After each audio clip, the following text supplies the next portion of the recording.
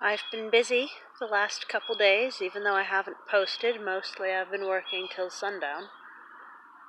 You're going to hear a hissing sound at various points during this video, and that is a mystery item coming from my neighbor's porch area. It sounds like something's pressurized, don't know, but don't mind it, it's fine. I'm sure it's fine. Let's have a look here. I did widen this up and made a decision, at least, that I think I'll just make steps out of this. The first step happened kind of naturally. That was its original depth before I started digging in further back there, and that did make it so that I wasn't falling in whenever I went to walk down. You can kind of see my walking area has been here, so that's nice, I suppose, to have a good access. Once it settles in pretty good, I probably will dig a bit deeper, save a good bit of clay, and then at that point I'll plant in my brand new cattails in a more permanent sense. I moved the native iris to right here. I think that it'll get a bit more sun than underneath this 6x4 or whatever the heck it is. And also, I think that it will get a bit more moisture, and it'll like both those things. I need to figure out what to do with the bundle of daffodils that ended up completely down in. All of that. No clue what to do with those just yet. But as we walk through, you may see that there's a few points where I'm looking to dig up daffodils, and I don't know what to do with them. Alright, now we're coming upon the hissing noise more loudly as we come through here. These salmon-edged ones, I do enjoy them. I think they're cute. Look, they're just so cheery. But those are massively overcrowded. These are going to be scented ones, as are those, and they both definitely need to come up. So what I spent a bit of today doing was potting up some things, and if you base my front yard off of my ideas, then you'll see that I line every pot with a type of daffodil, so I would like to find out if these are perhaps the same. If so, I'll do a section of just those two. But the trouble is, so I want to dig here for the new gooseberry, and then I've pretty well decided that this early-ish blooming variety of yellow daffodils needs to come up because I'm going to put the apple right there. I suppose I could co-plant the apple and the daffodil. I don't know, but I'd never be able to get at it again, so I'm not sure if I'll do that or not. I think this is another yet of these overly prolific, literally overly prolific, scented daffodils. But, you know, if they're going to be that aggressive, here's another one down here, see? Then and another over there. Gracious, they're crazy. If they're going to be that aggressive, then I could... And another. Goodness gracious. And here. It's always weird to notice how many of basically the same daffodil are bopping about, and the ones that are just such aggressive dividing. Whew. But since they're going to be taking over the sidewalks anyhow, I think it might be useful then to go ahead and get them in alongside some new pots, but that means I need to get some new pots ready for planting. So, things that could use potted up. A lot of my seeds haven't really taken yet, except for the, what were those? False indigo. Those started up. Other than that, most haven't really taken, so it's an interesting moment to kind of think through because I need to dig for an apple. There. And I'm just kind of tired of these ones being in a state of taking over the walking area. And then these are really cute. I like these. They just aren't normal, but in a nice way. They also aren't too aggressive, I guess. Yeah, so property line stops here. Also kind of thinking about taking because I have a secondary dilemma of the fact that my tree plantings are likely going to put their roots through the bottom, and that may result in aggressive rooting through the pot. So, kind of going through some things here and trying to decide what I'm going to do about them. It's all very complex in my mind right now, but what can you do, I guess? I don't know.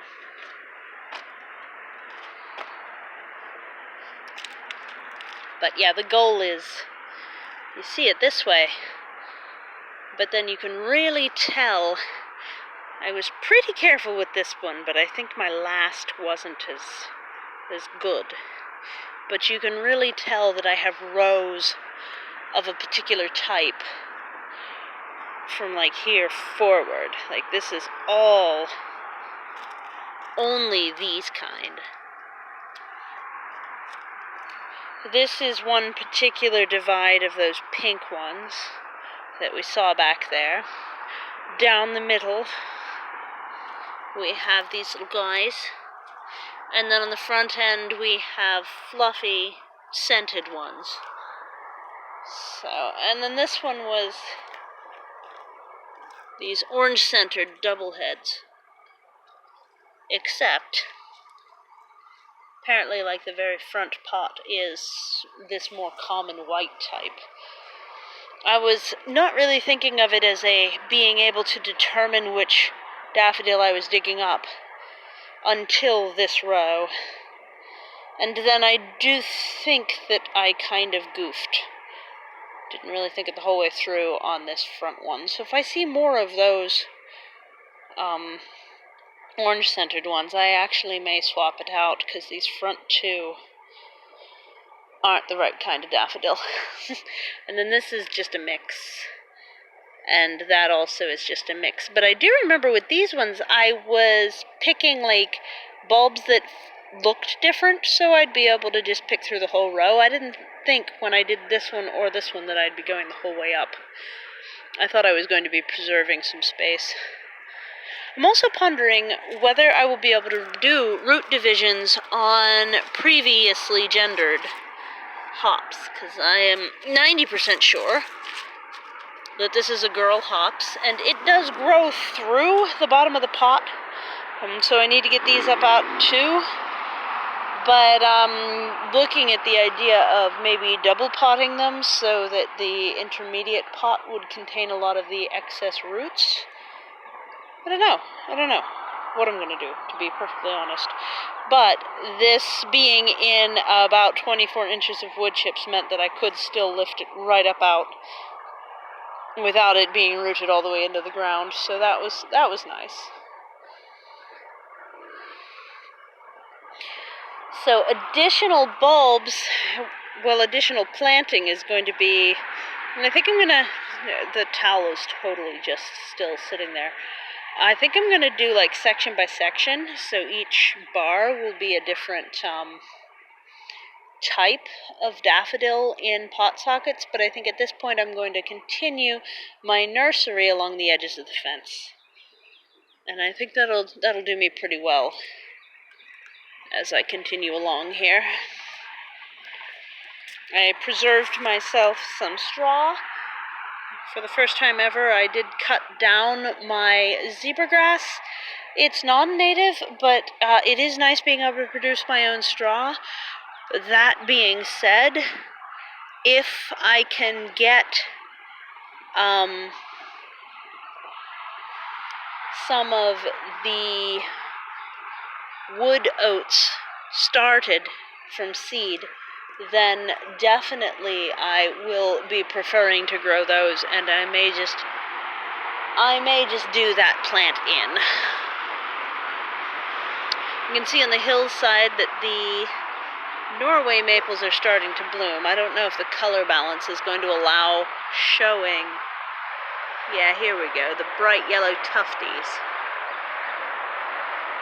down over the hill here.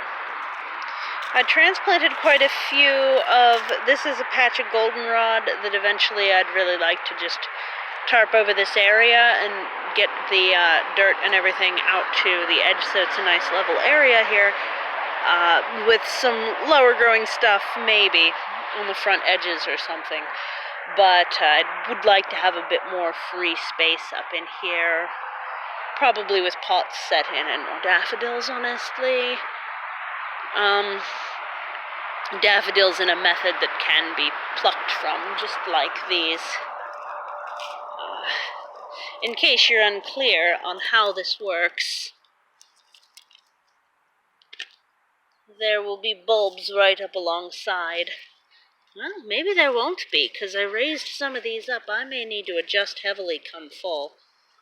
We've got maples coming up in the wood brush, and it's not really what I want, especially since most of the maples up here are invasive types.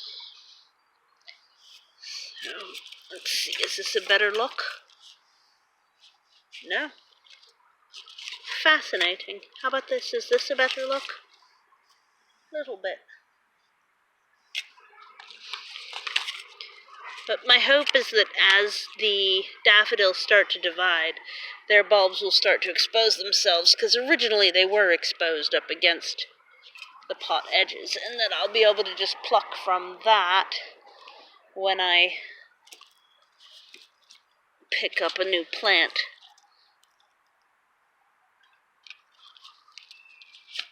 So, that's the theory. We'll see what the actuality becomes. It smells really good. Scented daffodils have a tendency to smell just like the hyacinth. There's falling over pink things over there, which makes them, in my mind, better. I like things that smell nice. So, almost all of this can be overcome simply by laying down cardboard, and then I have some more extra dirt than I have extra wood chips at this point, so I may just directly lay dirt. I'm hoping that we'll still have the ability to get chip drop eventually, but with so many companies shutting down after out of caution from having the COVID-19 virus around, I don't know if that'll still happen. Some trees will be, a safety issue that they'll have to be taken down, but I don't think it'll be maybe enough that there'll be a lot of wood chips to go around compared to the people who have enough time to garden, so it might be quite a while before I get any. Wish I'd ordered them in the dead of winter. Anyhow, it's fine. Yeah. Many pots, many daffodils, seed starts. Those are some seeds coming up. Oh, the hissing sound stopped. That's nice. More of these weird-shaped daffodils. A couple over there, too. I had a ton of them right there, and I gave them to a coworker who wasn't able to plant them fast enough for them to really do okay, so it was kind of a loss. There were some of the neater ones. These are all just plain whites.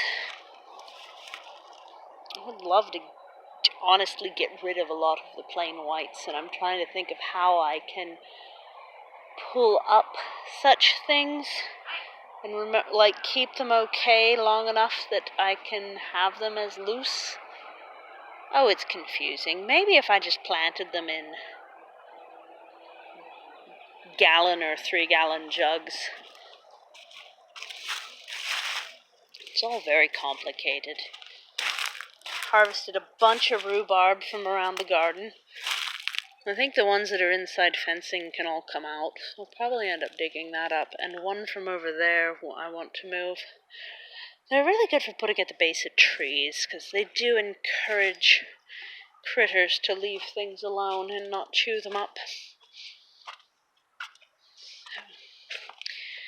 That's top side without going down the stairs. I think I've yammered enough, so I hope you enjoyed this tour. I still don't have any asparagus, but I have a lot of things going on. I have a couple of Saskatoons to transplant.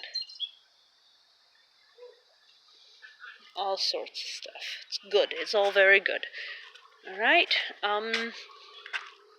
take care. Happy spring. Bye.